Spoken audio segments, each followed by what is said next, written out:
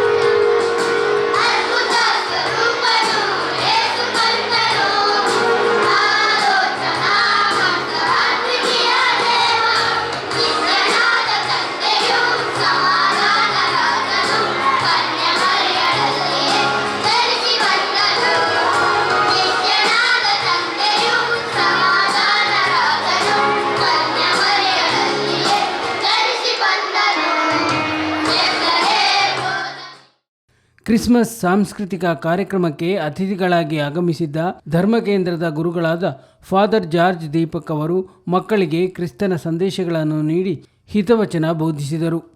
If you are obedient, then when sometimes your mommy or father, daddy will say you, don't watch TV, don't watch mobile. Will you do that? No. You are telling lies.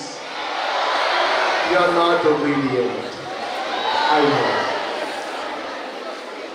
Who will say the truth? You get angry, no. Suppose your parents tell, don't watch TV too much. Don't get addicted to the mobile. Don't get addicted to the computer or games. Will you obey? You should obey. If you obey, God will bless you. That's what Jesus did in his life. He was obedient. Though he was in the form of God, his heavenly Father told him, this is not your place, you go to the earth.